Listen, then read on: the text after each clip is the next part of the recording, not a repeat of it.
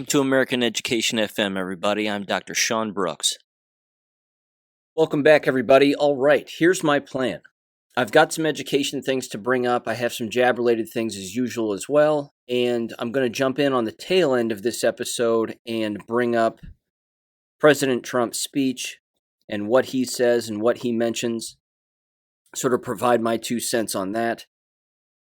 And then there you go. And of course, we're going to have to see what happens, and we'll move forward from there. But I'm recording this particular part first, and then I'll come in on the end and give my take after his speech. So there is one thing, though, that I wanted to mention.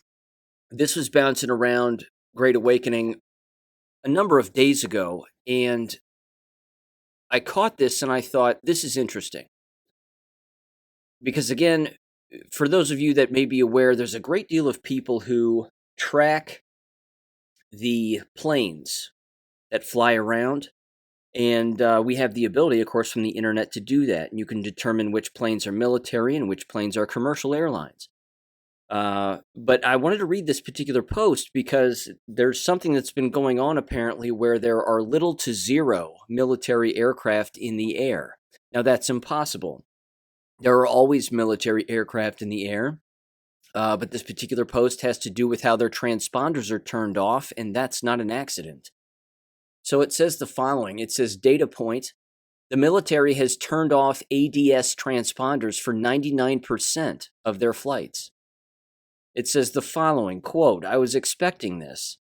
There are currently 4 cargo planes visible, no ASW flights, no ISR flights, no Stratcom flights, and none of the Blackhawks have transponders on them. We went from average daily activity of 300 to 400 down to 4 sometime last night. Now, again, this is a few days ago. It says could be nothing, but it could be something huge. It's actually more spooky than seeing a huge number of activity. Transponders are left on for a variety of reasons. A big one is safety. They use them for a reason. Turning them off is not a decision made lightly. It's basic risk management. Something caused them to choose to turn off the transponders. The need for secrecy right now outweighs the safety provided by using transponders. It's not done for fun. It's not a normal state of existence. Got to admit, the timing is interesting. The election system is obviously completely broken. We are being shown. Q is posting more frequently now, taking control, quote unquote, was mentioned in a previous post. Don't get too excited, but this is definitely very unusual. Another sign that something large is occurring that we aren't being told, unquote. So I just wanted to read that because, again, that's an interesting observation, and there's a whole section of Anons and a number of different individuals that watch those plane flights and watch those patterns and pay attention to what's going on and what isn't. For example, there was a lot of military activity around Mar-a-Lago, I recall, back in 2021 when the fake inauguration was taking place. And a lot of people were saying, that's odd that there would be a lot of military activity off the coast of Mar-a-Lago down in Florida. So, again, a lot of the implications back then were, of course, that Mar-a-Lago is the new White House. Trump is, of course, still the president legally, and that would make sense. So, again, I'm going to jump in on the back end of this particular episode and just, again, give you my 2 cents on the Trump speech, what I thought, what I caught. And I know a lot of other people are going to be opining about it, regardless of what he says. So, yeah. I'll get in on the other end of this episode and certainly give you my 2 cents on that. Shifting gears here real quickly, AJ Gochik sent me an interesting text. And it again has to do with a little bit of background on Simone Gold. Just a little bit more. He said this was straight from her Wikipedia page. It says in 2009, Simone Gold worked for an assistant to Israeli ambassador to the United States, Michael Oren. And then under the personal life section, he said, Gold was married to businessman Larry Gold until they divorced in 2010. The couple had 2 children. With her husband, Gold was active in Los Angeles' Jewish community and donated thousands of dollars to their children's Jewish private school, where she was a member of the Parent-Teacher Association. The other observation that I have made over the last couple of years, certainly the last year and a half, is that Dr. Simone Gold used to wear a cross around her neck with regularity. And she had no business, or no business. That's another story for another time, I'm sure. But she had absolutely no problem referencing her family's connection to the quote unquote Holocaust.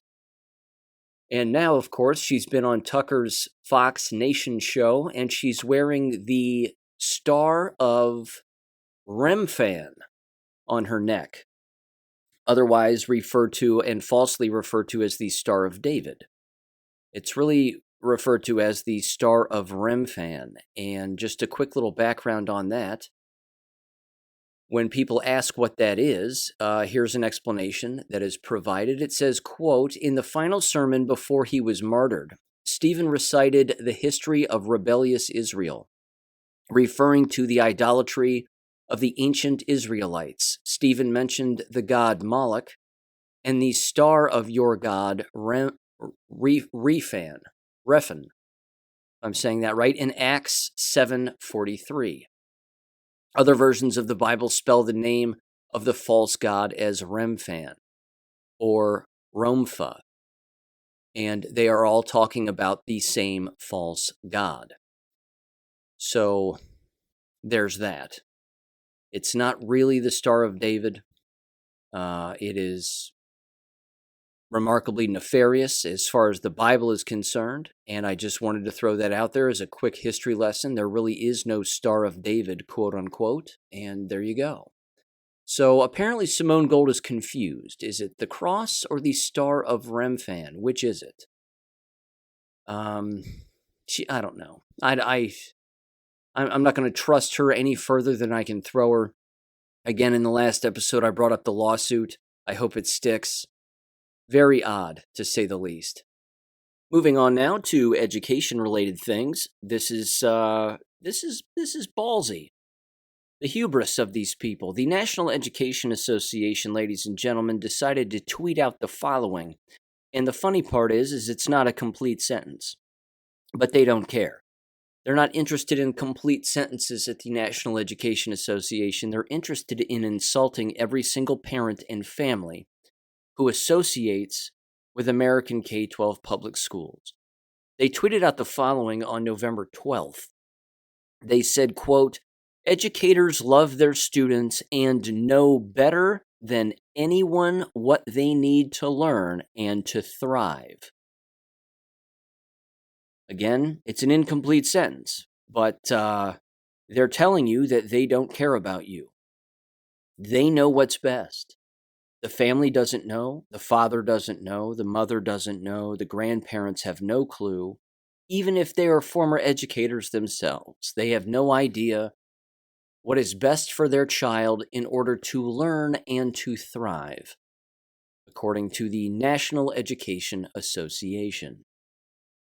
Know your enemy, ladies and gentlemen. Know your enemy, because they don't like you. This was sent to me, this next story, by our based educator out of Louisiana. This is from thehayride.com. Continues to exemplify the corruption that exists, and no matter how bad the policies, they're just going to keep pushing them through. This story says the following, quote, "Louisiana's Republican majority Board of Elementary and Secondary Education demonstrated yesterday that it is an openly political body whose members are more concerned about prostituting for their leftist donors and the education bureaucracy than they are about efficiently using taxpayer money and ensuring Louisiana students can read and write."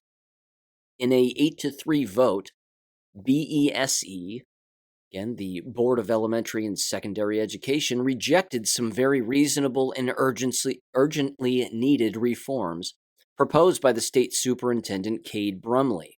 Brumley's reforms were broadly supported by the business community and concerned citizens across Louisiana, many of whom voted to elect the board members who betrayed them yesterday. If their votes could have foreseen yesterday's vote, could have foreseen yesterday's vote, these members could not have been elected. It says Brumley's changes would have imposed measurable standards by which public school performance would be ranked in the areas of reading, writing, and arithmetic. Sounds nice. Furthermore, the proposal would have incentivized districts to reallocate a portion of resources to train high school students in skilled trades to enable them to assume stable, good-paying jobs right after high school. Right now, many of our students take out loans to attend college not because they feel called to it, but because they don't know what else to do. They drop out after a year or two, in debt and with no employable skills.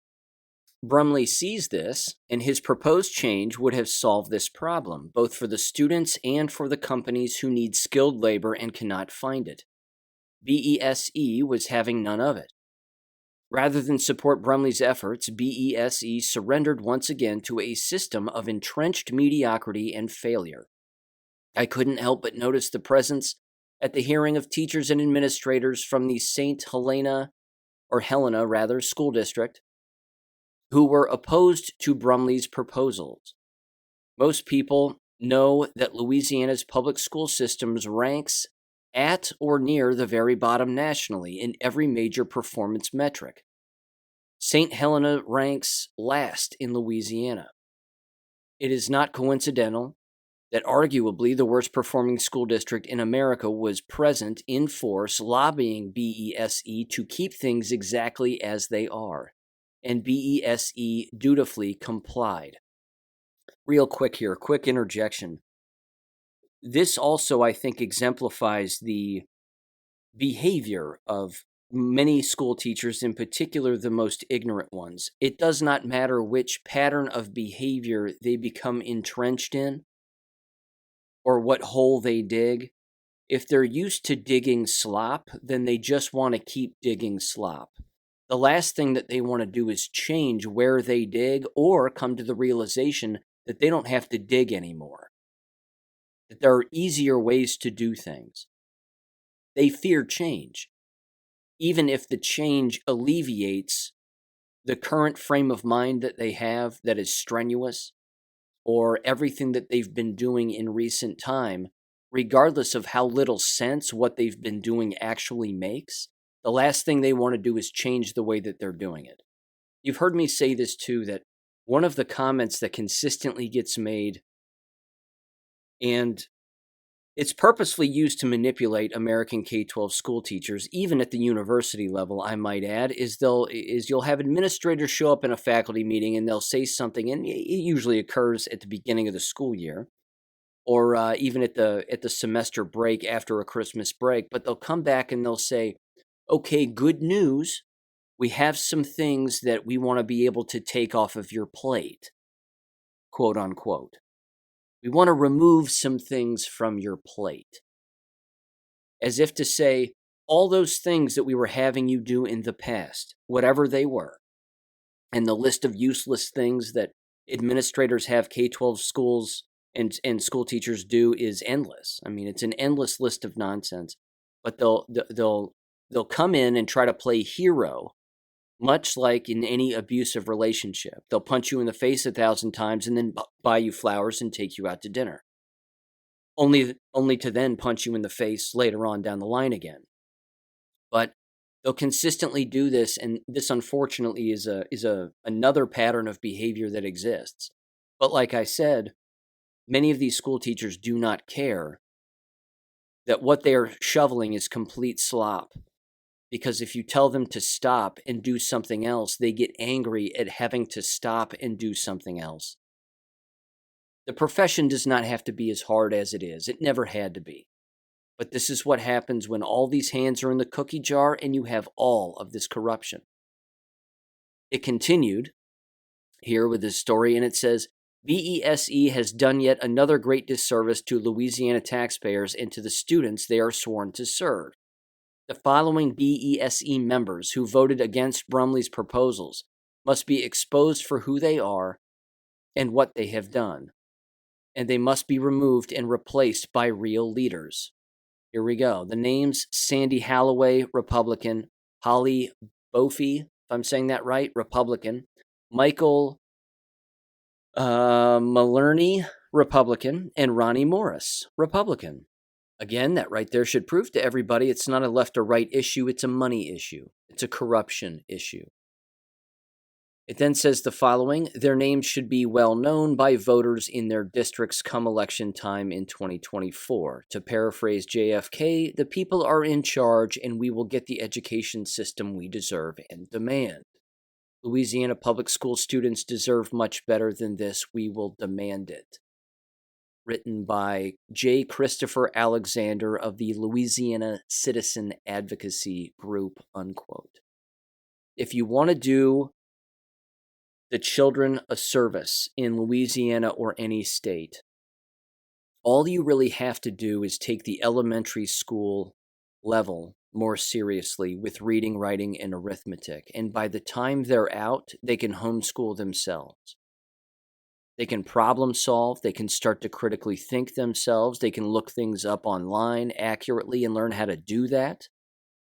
But again, if you brainwash them very young within a system that is controlling and not allowing them to think and learn how to search things online, that's just going to carry over into middle school, or the exact same thing is going to happen again, and then it's going to carry over into high school. Again, the other thing that these slop diggers love when it comes to the routines and just the sick routines and behaviors that many K-12 school teachers have is they detest anybody taking over in a leadership position and proposing, like I said earlier, anything new. Even if the new thing is an ancient way of doing it that works, like the McGuffey readers. You're not going to find a copy of the McGuffey readers in most elementary schools, let alone classrooms or libraries. You won't. Every kindergarten student should own a copy of the McGuffey readers, all of them. And they should be reading them with regularity, but they don't. It's gimmicks. It's lots of gimmicks. Sight words, quote unquote. We never had that growing up. We never had sight words. What the hell is that?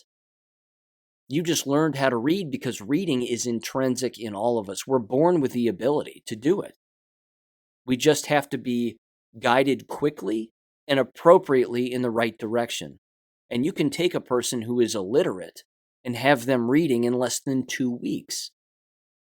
And then they do it with regularity, and then it becomes smoother and smoother as time goes on.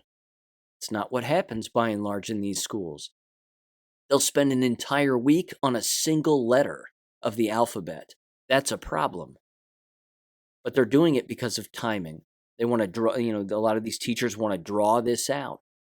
They don't want to work as individuals and basically as individual teachers in their own classrooms and say, I'm going to teach you the most amount of information I can in the shortest amount of time. And I want you to be able to master these things. They don't view it like that. They're too collaborative, quote unquote. That's why I detest the word. Collaboration in those environments is poison. It's absolute poison. Because the singular teacher in a classroom in a larger school will look at the other teachers around them, even within their own grade level, and say, well, what are you doing? Well, what are you doing and how are you doing it? And then they'll go to the next level. So, for example, if they're a kindergarten teacher and they'll ask the first grade teacher what the first grade teacher is doing, if the first grade teacher is doing things that should have been done at the kindergarten level, then they're just retarding one another. And I mean that literally. I mean, they are slowing each other down as educators, thereby slowing down their students. They're developmentally handicapping themselves and everyone around them. It's awful. It's not. This is not. The subject of American K-12 education and higher ed in America is not too big to fail. A lot of people use that phrase, as you've heard me say. They'll say, well, it's too big to fail. We will always support it monetarily, and that's the way that it will be. No, it's not too big to fail. It's so broken, it has to fail. It's the only conceivable conclusion to American K-12 and higher ed. It has to crumble. This is just another example of the corrupt nature of the entire apparatus. So thank you for sending me that story. It's things like that that get me, get my blood pressure up. I hate hearing about it, but it's so, again, emblematic of the larger picture that removal from these environments is the only way forward. Let me give you another example of the corruption and how the brainwashing has to stretch, not only from district to district, but state to state to create a nationwide brainwashing apparatus. Jesse James from the Dangerous Info podcast sent this my way. This is from clickondetroit.com. You can't make this up. Quote, Oxford High School shooting survivors go to Texas to bring comfort to survivors of Uvalde shooting. Survivors' parents and teachers travel to Uvalde. The caption under the picture, I'm going to play the audio here too. It says, as the one-year anniversary of the deadly Oxford High School shooting approaches, survivor Zoe Teray, 18, launched an initiative to unite school-based gun violence victims. Holy Lord. Again, give me 5 minutes. Give me 5 minutes with these students. And I'll tell you something. Do me a favor if you can. If anybody is listening to this, send this episode along with links to my previous Uvalde episodes. And then try to find the email of this Zoe Teray gal. And just send them her way. They believe things that are not real, and I am certain that they are using a lot of that GoFundMe money that was filtered away from the GoFundMe sites in Oxford, Michigan, and then were laundered or filtered through these other money companies that seek to raise money for these crises that occur, real or fake, and they're using that money to then go on a trip. That's the problem with these activists, okay? And I got to tell you, I've been called an activist once or twice. I don't like that word. I don't like people referring to me as an activist. I am not an activist. I'm an American. So if you're out there, please don't view me or this show as being activism. It's not. Activists operate on the basis and foundation of things that are not real. Almost all of them. When I hear the word activist, I hear leftist. When I hear the word activist, I hear someone who is operating on a falsehood. And this is part of it. So let me play the audio of this for you right now in 3, 2, 1. They're survivors of a horrible tragedy, the students of Oxford High School, motivated to help other school shooting survivors because they understand the trauma, the grief, the terror. An Oxford High School graduate is leading a trip to help families of Robb Elementary in Uvalde, Texas. Our Sandra Ali live at Oxford High School tonight to show us the special event that they have planned. Hi, Sandra. Hi there, Jason and Karen. You know what? The students say this is all about survivors really embracing each other and leaning on each other, helping each other as a way to heal. It almost hit worse than our own because we could feel it immediately. Nicole Barnett had just come back from lunch. She was in her classroom in the hallway where it happened on that tragic November afternoon. 6 months later, after a mass shooting at Robb Elementary School in Uvalde, Texas, Nicole found herself reliving those harrowing moments all over again. It was like it was happening to us all over again. Why?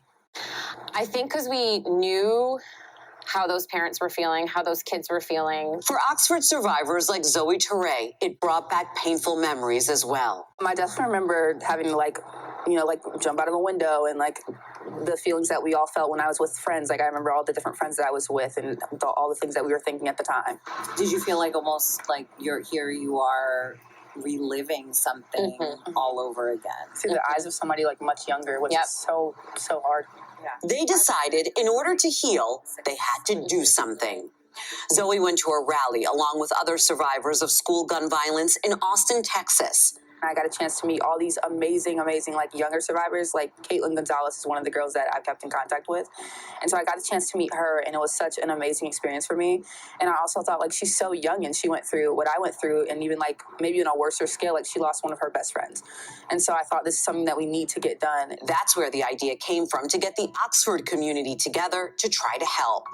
When the students kind of jumped into action, they thought of everything everyone did for us. So the blankets were an item when the kids came back to the school to get their backpacks. Another foundation had made blankets for all the kids. Companies like Joann Fabrics donated fleece. And we know it's warm there, but it's about like the warmth that we want to give them, whether we're there or we're not. And then they got to work. Better to know that I'm like doing something for these younger kids. Zoe, along with more than 20 other students, parents, and teachers from Oxford, are now going to Uvalde. I'm going to interject something real quick here. The teacher's name is Nicole Barnett. She claims, of course, to be a Oxford, Michigan school teacher. I don't know if it's in the high school or somewhere else, but whatever. We need to find this woman's email, which I'm sure can be very easy to do, and link her into this show. This is brainwashing 101. They have no idea how deep evil goes. They don't know. It's possible they're bought off. It's possible that they know it didn't happen and they're just interested in the trip and tricking other people. I mean, I don't know her connections. I don't know these people's connections. What I do know is that the bad people who are really in charge love using stupid people and people who are brainwashed and don't know what really happened to advance their own causes. We all know that. They're pawns in this game. They're just sick pawns in this game. And again, they have no idea. They probably have no idea, but they're getting paid. They think they're doing a good thing. And they need to know that, again, much like that fake shooting in St. Louis, okay, most recently, you have to have minors in a building when a drill is taking place, or if it's not a drill, it's a manufactured script. You have to have minors in place in order to brainwash them so that they actually grow up believing that the thing that happened in their building when they were there that day actually happened, when in fact it didn't. It's child abuse. You're lying to a group of children with regularity and tricking them into living a life that is based on a lie. That's a problem. And that, again, perpetuates a lot of this nonsense. But she needs to be stopped dead in her tracks. Again, they're asking for money. They're asking for funds to fly them all down there and do what? Play counselor to people who didn't witness a real shooting because it didn't happen? Ladies and gentlemen, again, it's so satanic. It's just so satanic, the tricks and the lying and all of it. The Oxford thing happened. I have confirmation of that. But the Uvalde thing didn't. Sandy Hook didn't. Those things didn't happen. The St. Louis thing, no chance that was a real shooting. Completely fake. This is the kind of stuff I'm talking about here. But this is what the enemy wants. The enemy needs this. They need to connect falsehoods with real things and then blur those lines that would separate them clearly if a person was thinking, because they have to put them all in the same bucket so that they can continuously reference all of the filth that's in that bucket as being truthful when clearly it's not. The video continues. There's about 2 minutes left. Here we go. for when they needed it most back here at home in Michigan. And now that we're going there, we're hoping to not only offer that symbolism, but be able to actually connect with these kids and know that you're not alone. A healing trip for everyone. The timing almost exactly 1 year after the Oxford shooting. I think events like this give us purpose. And so if there's anything that can come out of our situation, I'll do anything. And back out here live, you know, these students and teachers as well have worked so hard for so many months to try to make this happen. We should point out that the students, the teachers, and the chaperones, they have all been raising money and getting contributions so that they can get to Uvalde. They've had some very generous contributions from folks in the community, but of course they could still use your help. So if you're interested in helping out, we've posted that information for you on our website. Click on Detroit. Back to you. Certainly worthwhile. And Sandra, I met Zoe at the state capitol for our rally there. I'm sure you realize this is just so impressive the way, and no surprise that she would be behind something like this that helps others. So impressive. And you know what, like I said, she's worked so hard for so many months. She's so passionate about this. So hopefully they will get everything they need to make it there. Just this people that totally understand helping others. We get it. Sandra, great stuff. Thank you. Great stuff, Sandra. Great stuff. All based on a lie. All based on a lie.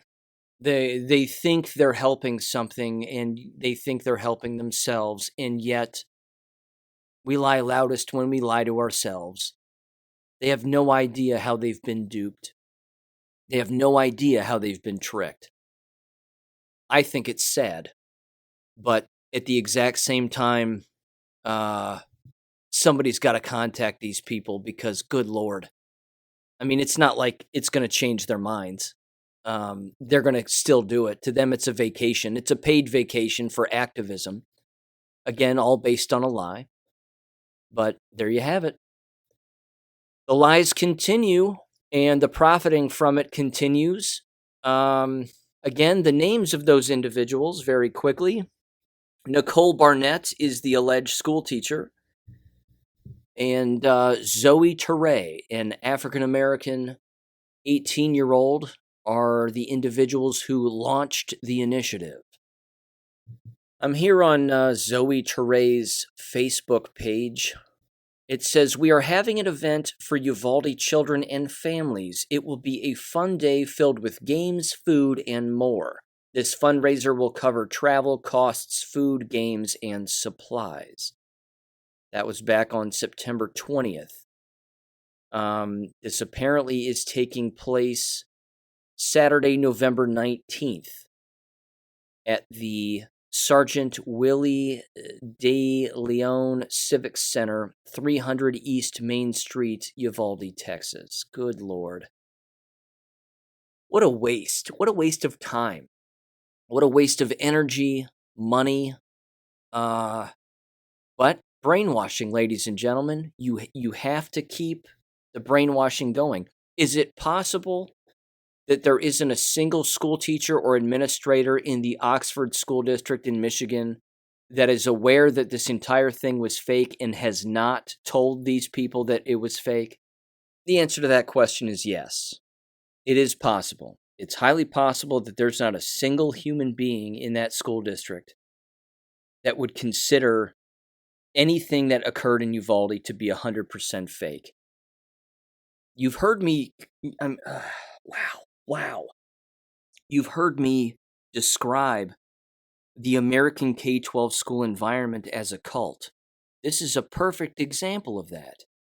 They shape their policies based on lies. They take news events they immediately trust without any investigation whatsoever into the veracity of it at all.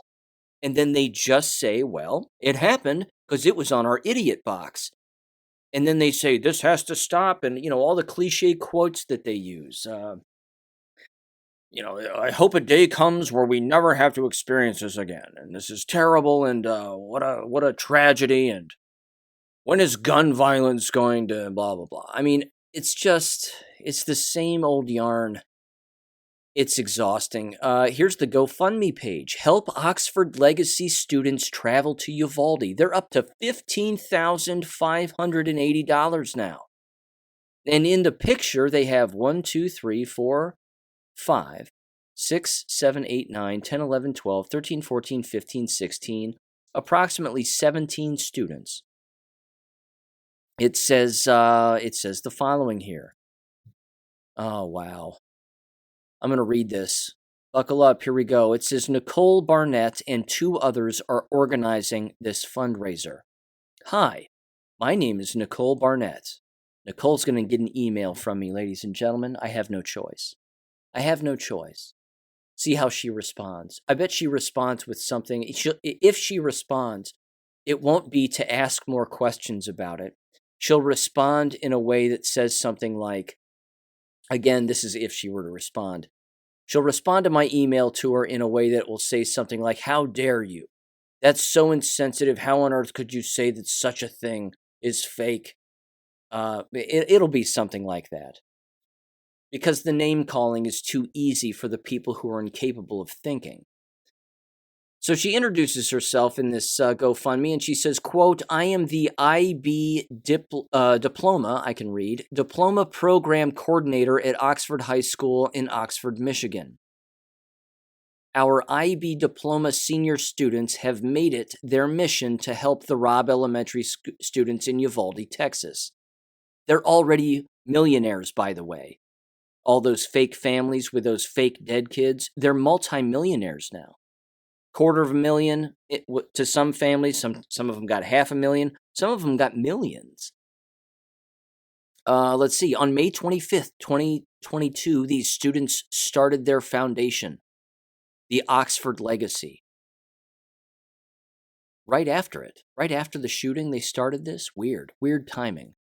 Following the traumatic mass shooting at our school on November 30th, 2021, we received love from all over the country. Our school, Oxford High School, made tragic history with yet another mass school shooting.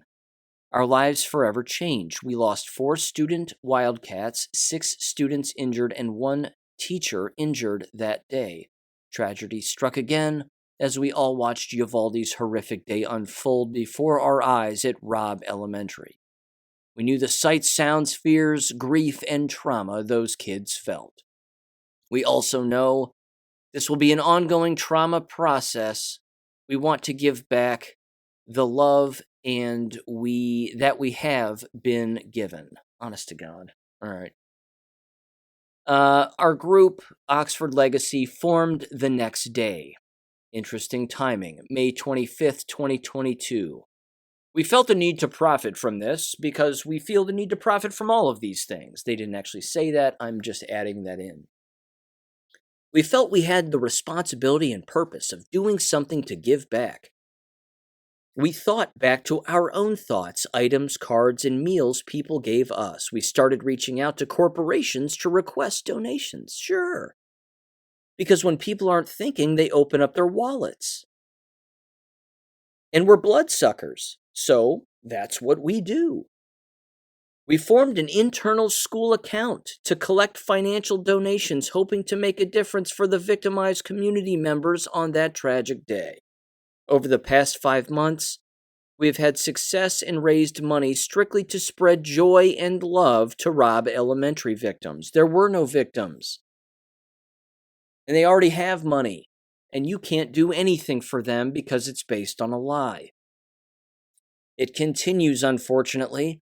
It says, quote, we plan to deliver the items we have purchased in person. Some of those items include over 1,200 handmade blankets, water bottles, fidgets. They're going to give them fidget toys. Honestly. Jesus H.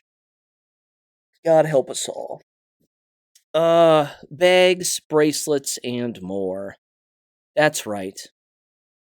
Bags, bracelets, and fidgets, and water bottles, because apparently those don't exist in Texas.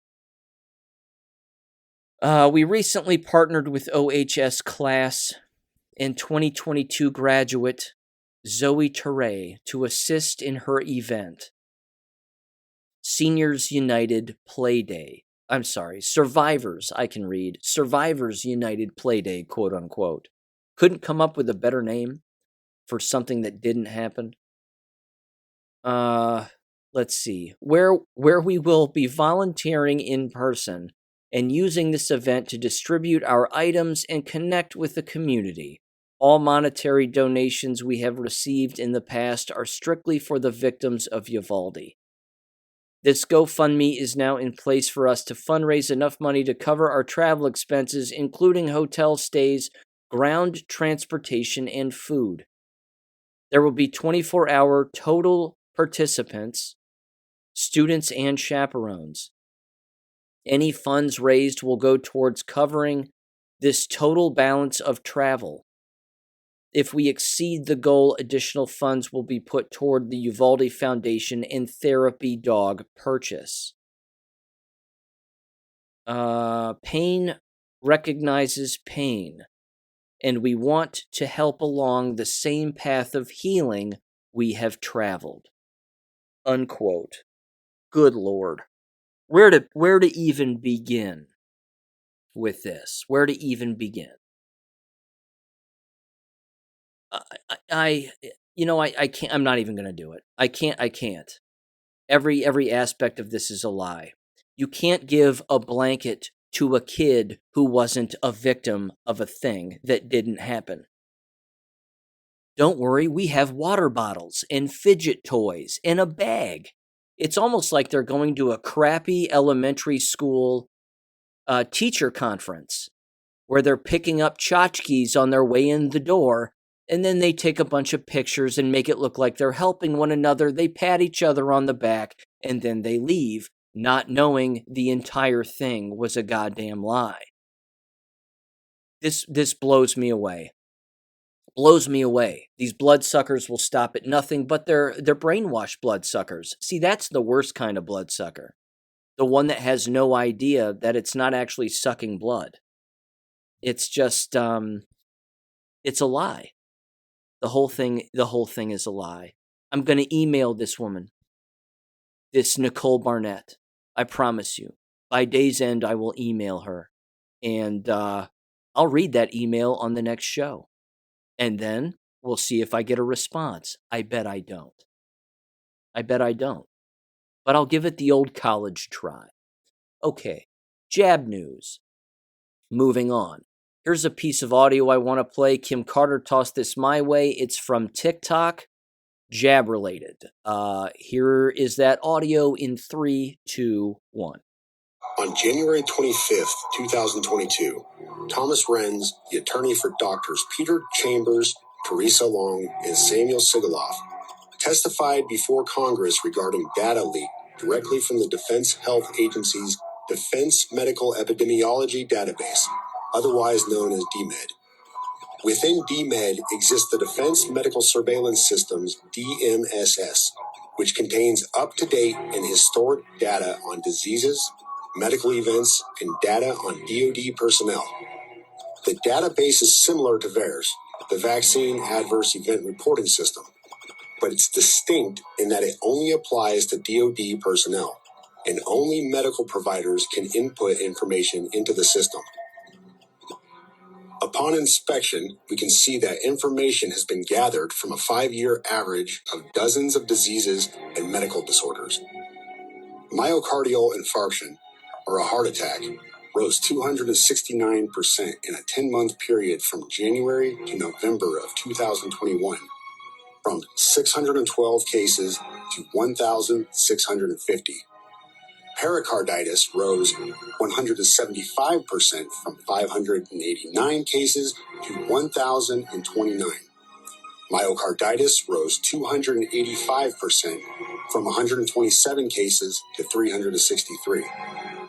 Pulmonary embolisms rose 467% from 746 cases to 3,489. Cerebral infarction, Bell's palsy, immunodeficiencies, ITP, menstrual irregularity, MS, neoplasms, non-traumatic subarachnoid hemorrhage, spontaneous abortion or miscarriage, all rose at least 250% or higher, some cases 350%. Disseminated intravascular coagulation, a rare and serious condition that disrupts your blood flow due to a blood clotting disorder that can turn into uncontrollable bleeding, rose 1,175% from 7 to 87 documented incidents. HIV, which often leads to AIDS, rose 590% from 454 cases to 2,681. Chest pain, which averaged 4,892 reported incidents from 2016 to 2020, rose 1,529% to 74,813 individuals. Dyspnea, which is difficult or labored breathing, rose 905% from 4,968 to 44,990. You may ask why. Why would the Department of Defense knowingly continue to harm the service members who comprise the military?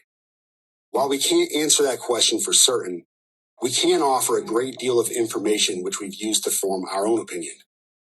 Documents we released in October of 2021 revealed a 158-page RMP titled Comirnaty COVID-19 mRNA Vaccine Risk Management Plan, which laid out plans to study DoD data in relation to service members' response to COVID-19 vaccines. A document within the study, titled Pharmacovigilance Plan, highlights C4591011, a post-authorization study for personnel within the DoD and their family members, and how myocarditis and pericarditis affect those who have taken Pfizer's BioNTech EUA vaccine. The sponsor, in this case the DoD, has agreed to provide regular studies of the EUA vaccine on service members in periodic safety update reports. Because Pfizer has not produced their FDA-approved Comirnaty, and we know based on our own research and reporting, along with numerous other publications, that EUA vaccines are the only vaccines available to service members, we can surmise that American military forces have been used as a giant study group for over a year now. We also know that Pfizer's Comirnaty, which once again hasn't even been produced, was given BLA licensing on August 23rd of 2021 from the FDA, and had that same BLA license withdrawn on the same day. Secretary of Defense Lloyd Austin announced a mandatory vaccine for service members on August 24th based on the licensing, even though the license had been withdrawn before his announcement. Due to the political influence applied to the vaccine and the amount of money that was made off of its distribution, it's hard to imagine an agreement wasn't made behind closed doors to make the vaccine appear as if it had been approved by the FDA. The Secretary of Defense himself owns over 29,000 shares of Tenet Health, a company that made a vast amount of money from Pfizer's vaccine and lined the SecDef's pockets along the way. Because of the unlawful manner in which the service branches applied the Secretary of Defense's order, hundreds of service members have been discharged under the false pretense of disobeying an unlawful order, and thousands more have been barred from reenlisting or continuing to serve after their contracts expire. What we're witnessing is nothing less than an outright assault on the armed forces who protect America's Constitution and subsequently her freedoms. Sources have told us the DoD tried very hard to conceal this information and prevent it from getting out. The release of this information implicates numerous officials at the highest levels of the Pentagon in numerous crimes. The expulsion of those service members who refused the vaccine, along with the thousands who were injured or killed because of it, will have disastrous effects on the United States national security in the immediate and long-term future. It is hands down one of the largest, if not the largest, crimes that has ever occurred. Period. The people who were involved in this, they all need to hang. Every single one of them. All these workplaces. All of these defense organizations, again, as they clearly laid out the military as well. The individuals working within our own government were purposefully seeking to destroy our own military, to, of course, usher in a global military. I think that's part of the plan. I think that's part of the scheme here. But it's terrible. I don't know what else I can add to that I haven't already discussed in the past. I did want to bring this up too. This occurred in Canada last week, if memory serves. This comes from Natural News. It's titled Anti-Vaxxer Hunter Who Terrorized Freedom Convoy Truckers Collapses on Camera. Was it the COVID jab? It says, in an apparent act of divine justice, a Canadian lawyer who has kept himself busy the past year going after the Freedom Convoy truckers for prosecution passed out and collapsed during a recent Canada Emergencies Act hearing on the matter. Prior to the incident, attorney Gabriel Poliquin was questioning Mario Di Tommaso, if I'm saying that right, the Deputy Solicitor General in Ontario. While reviewing the handwritten document with Di Tommaso, Poliquin asked for clarification about whether the CMV acronym referred to commercial vehicles. Poliquin was then seen opening a plastic water bottle before suddenly losing consciousness and falling to his left. As his body hit the ground, creating a loud crash, Di Tommaso expressed shock, as did a woman in the background, who was heard gasping.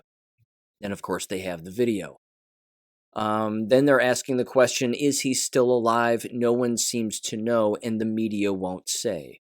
Poliquin's current condition remains unknown because nobody in the known, knows about it and is willing to say anything. Even the Canadian press, which was on site, is refusing to share any further details, quote, out of respect for him and his family. The incident is strangely similar to that of CHI Memorial Hospital's Tiffany Dover, who, of course, as you recall, passed out and fell to the ground while promoting the Wuhan coronavirus vaccines, quote-unquote, in front of the world. Yeah. I'm telling you, they're scooping these people up and ushering them away, in particular if they are government officials, if they are on camera, and then the excuses roll out as to the cause of death. This is going to keep happening. But then again, fortunately, there are potential lawsuits like this which are going to further expose this problem, and I hope that these kinds of lawsuits ramp up. This comes from ESPN. Must have been very difficult for ESPN to actually publish this on their website. It says the following, quote, ex-Washington State coach Nick Rolovich files suit over firing. It says former Washington State coach Nick Rolovich, has filed a lawsuit against the university, Washington Governor Jay Inslee, and Washington State University Athletic Director Pat Chun, seeking damages related to his dismissal last year for refusing to get vaccinated against COVID-19. Rolovich had previously filed a claim against the university, which was a prerequisite for suing a state agency. The 32-page complaint, which was filed Friday, according to Rolovich's lawyers, Brian Falling, contains 8 counts, including breach of contract, discrimination against religion, wrongful withholding of wages, and violation of Title VII of the Civil Rights Act, as well as the 1st and 14th Amendments. All of that, by the way, sounds very familiar with previous lawsuits that have already occurred, and I'm sure future lawsuits that are going to commence in the weeks, months, and years ahead. This story continues. It says, unlike the claim which indicated Rolovich would seek $25 million, the complaint did not specify how much money he is seeking. However, it does request damages to include the loss of past and future income, liquidated damages from his employment, punitive damages, and other costs related to bringing the lawsuit. WSU fired Rolovich and 4 assistant coaches for cause last October for failing to comply with the state's vaccine mandate. In a statement Monday, Washington State called the lawsuit against university without merit. Of course they did. They don't care about the jab injured. They don't care about the jabbed. These people are so deep in their own lie, they're never going to give an inch. You've heard me say that. They're not going to give an inch. They're not going to say, you know what, we were wrong. We apologize and we were wrong. The second they say that, the floodgates open. The second they say that, it is game over. They might as well put a gun in their mouth at that point. Let's see. It says, quote, Washington State University carried out the governor's COVID-19 vaccination proclamation for state employees in a fair and lawful manner. No, you didn't. Including in its evaluation of employee requests for medical or religious exemptions and accommodations, it said. For multiple reasons, Mr. Rolovich did not qualify, and the university firmly stands by that decision. Washington State University will vigorously defend itself against Mr. Rolovich's claims, and there you have it. They're going to vigorously defend themselves from anyone's claims to whatever it is that they claim. It says requests for comment sent to Inslee's office were not immediately returned Sunday night. It is unclear whether the other coaches fired, Rick Logo, John Richardson, Craig Sutzman, and Mark Weber, also plan to sue. They'd better. It then concludes and says Rolovich is currently working as a volunteer capacity with the San Marin High School football team in Northern California, near where he grew up, rather, unquote. I'll tell you what, once the floodgates open, these places are finished. They're finished. We need a new nation going forward, and a nation and frankly, I should say, a nation that does not involve these institutions. It can't possibly involve them, let alone the people themselves who blindly went along with this without questioning anything. That should tell you about the kinds of people, as you've heard me say, that run these institutions. They are either blackmailed or they are purposefully picked because they're blackmailed, of course, or because it's evident that they have such a weak spine that they will do whatever it takes to maintain the establishment, even if that means human sacrifice, which is frankly what this entire thing has been. Again, these are the people that will not be able to walk down the street. No doubt about it. More and more information is coming out. Less and less people are attending these institutions. And the ones who have, when they get ill, sick, or die, it is only a matter of time before they make the connections to the fact that they were just going along with what the institution said. That's not going to work out for anyone. Okay, so here's what I want to do. I just got done watching the Trump speech, and I'm jumping back in here at the end of this episode. There were a lot of things I thought that were said that were really interesting. A lot of it was very repetitive based on previous speeches he's given. It felt a lot like a rally. Yes, he's running for president again, but I'm going to read you just what I said on Gab in a post that I just made on Gab, and then a couple of responses, because the responses are divided, as you would expect. And this is going to divide a lot of people. And there's a lot of people, again, who are not awake, which even President Trump said. A lot of people are not awake yet. They do not get it. They don't understand how bad things are. So here's all I said. I said, quote, if the Insurrection Act was signed, which it was, Trump hands the power over to the military. So after an election, basically, announcing a presidential run today is only going to panic his enemies. His enemies are our enemies, and they will continue to be exposed. That's fine, but the fraud exists. If the voting lies continue, then we're being gaslit. No mention of that. It took him an hour. This is a sidebar here. It took him an hour to mention the voter fraud. He didn't mention it until 10 o'clock. That was disappointing. But again, he basically just said the same kinds of things that he has said online, which is we need one-day voting. We need paper ballots, hand counting, whatever it is. Yes, that all has to happen, but that can't happen unless state law changes. If state law doesn't change, then forget it. You're never going to have nationwide paper ballot hand counting.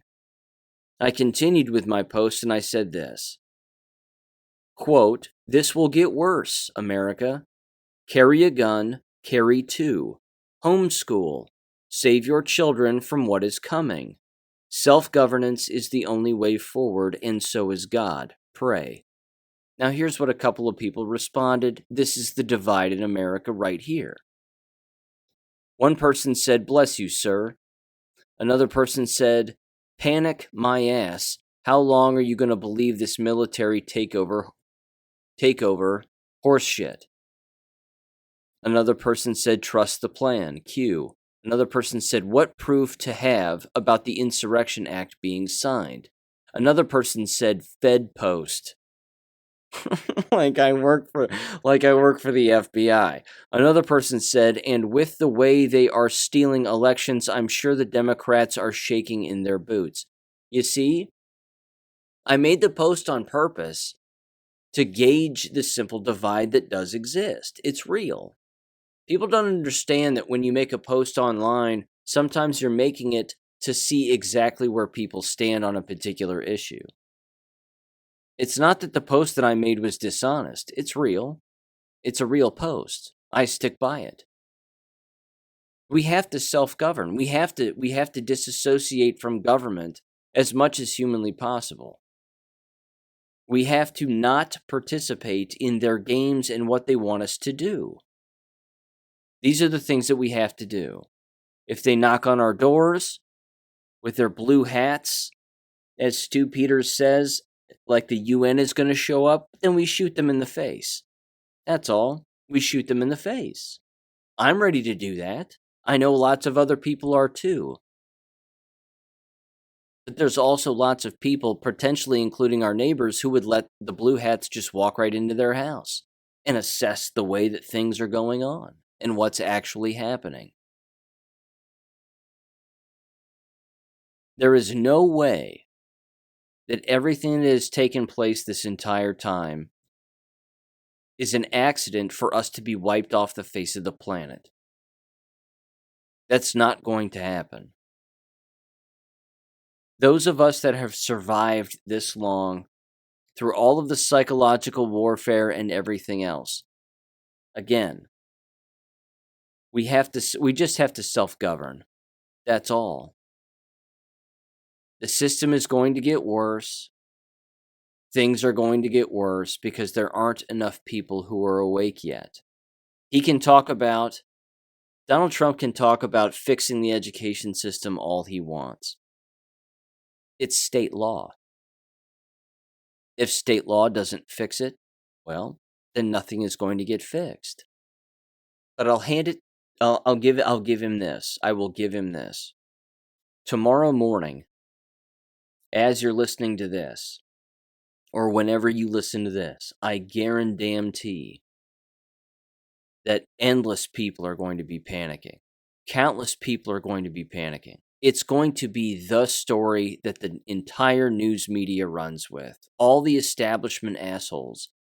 And I know that I said on Gab, he's going to have to say way more than just he's running for president and this, that, and the other. Yes, because I was optimistic and I wanted to hear more. And we all wanted to hear more. We're all waiting for that moment when our phones get taken over with an EBS, emergency broadcast message, and people are being arrested and hung by the neck until dead. We want that to happen. But maybe we're not supposed to know. And I know that sounds maybe naive or pathetic or whatever it is. Maybe we're just not supposed to know. What I do know for a fact is self-governance. And that's it. We have to operate knowing what we know to be true, continuing to learn, not stop learning, teach as many people as we can about what's actually happening, leaving people behind, because I've said that before, we still have to do that. We can still leave people behind. I mean, if you are a woman and you look at a man and think that that person has a uterus, you're an idiot. I'm going to leave you behind. But look what the last week did. Just look at what the last week did alone, with people even talking about President Trump's speech tonight. I mean, even that. They immediately were given their talking orders by the enemy, and they immediately took sides. Even Megyn Kelly stood up for Donald Trump and said no one stands a chance against him. And she was telling this to Dave Rubin, who has his head so far up other dudes' butts that he doesn't know what the weather is outside. He has no idea because Dave Rubin gets his talking orders. That's the thing about, I mean, I could go on about Dave Rubin forever, but, Dave Rubin's always the dumbest person in the room. That's why he interviews so many people all of the time, because he has nothing to add. He has no original thoughts. He's a tool. This is what we need to learn, I think, going forward. We have got to continue to learn who these tools are. Anybody who says that we need to move on from voter fraud, election fraud, and the corruption in Arizona or anywhere, is not your friend. You've heard me say that. Look what happened today with the media just on Tuesday alone here, before his speech. All hell broke loose. Some bombing in Poland. Come on, really? Poland of all places? Are we trying to relive the fake start of World War II? I mean, give me a break. There was that. The introduction of a cryptocurrency, or they're testing a cryptocurrency. I'm sorry, not a cryptocurrency, a digital banking system, more so than the one that already exists in New York, that they're just testing it out. Greg Abbott said all of a sudden that we're being invaded in Texas when he's at least 6 years too late. I mean, the news stories today were rapid fire because they were in reaction to what Trump was going to say. He has the media by the balls. He's got them by the balls. He can say 2 days from now he has another major announcement he wants to make. Everybody will stop.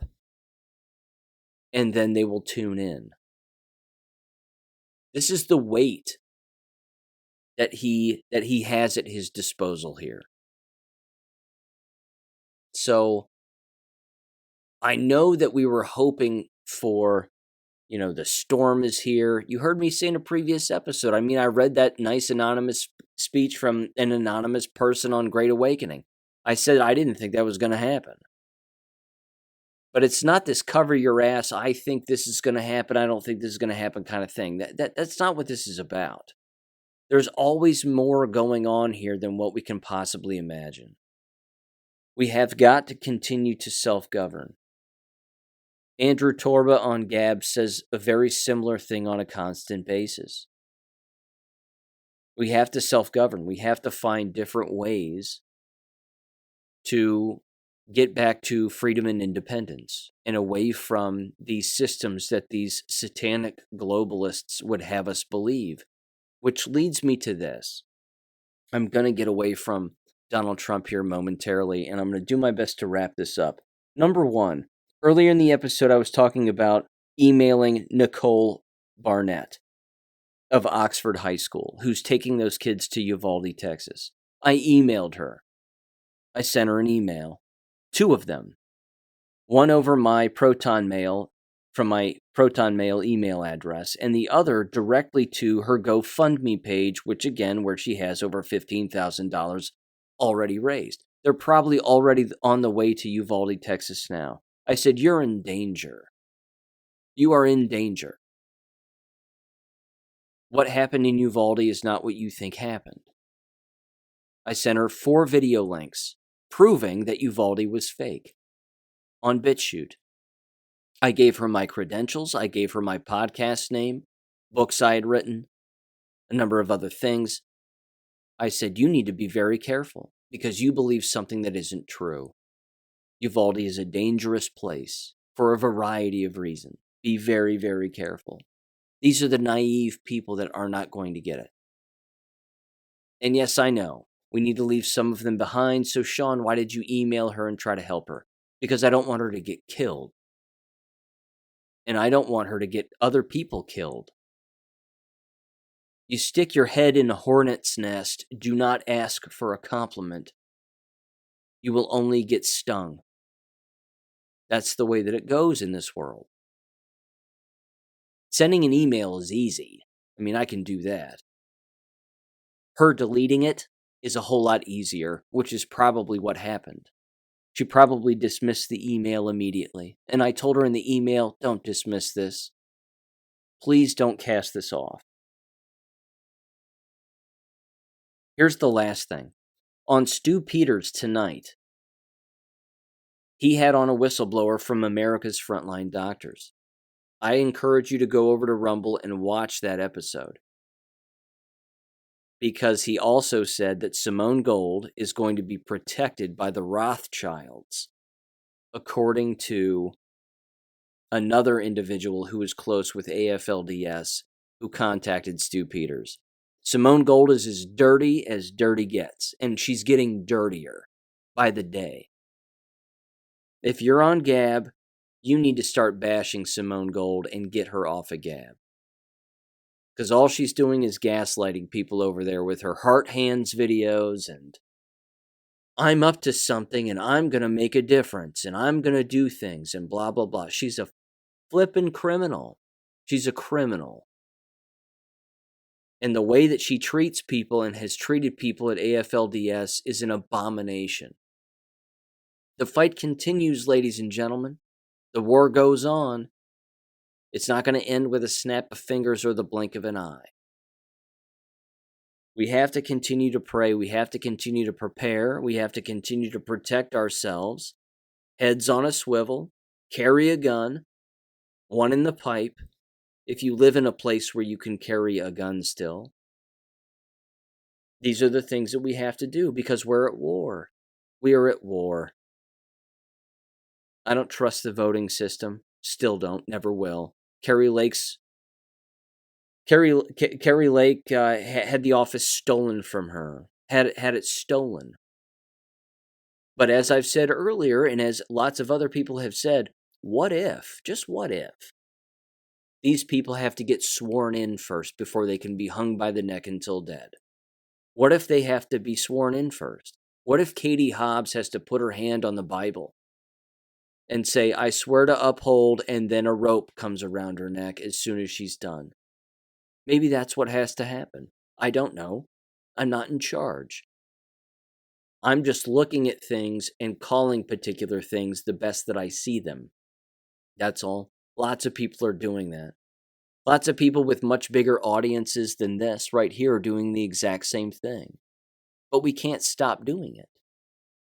Just because we hope for something on a particular day or at a particular time, and we don't get the rope and the gallows when we want to see it.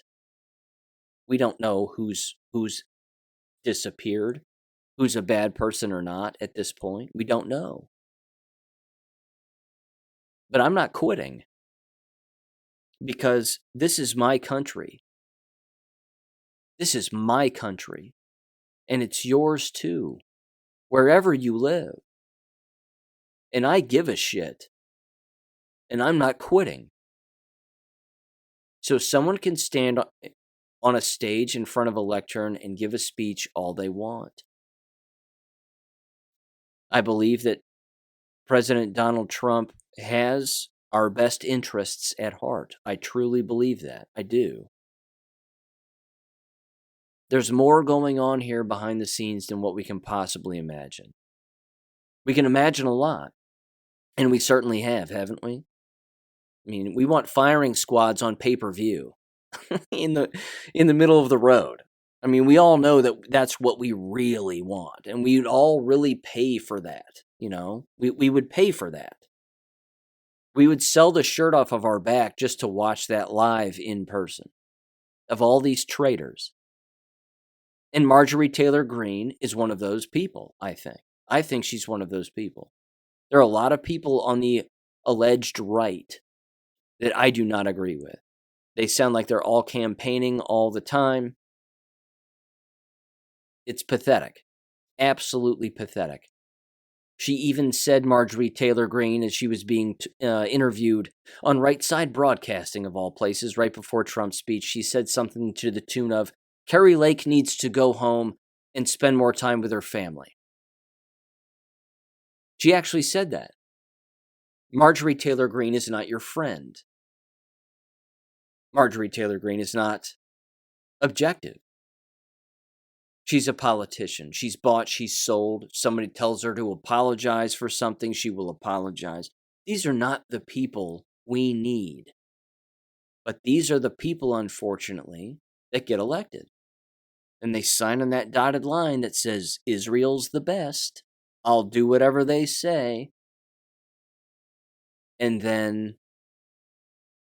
that's it. We have to disassociate from these people as much as humanly possible, but we also have to call them out for the frauds they are, and we have to keep doing that. It doesn't matter the line of work or the business. I'm going to stay on education. That's the battlefield. You can't fix this. You can't fix education. It has to crumble. And we have to advocate for its destruction.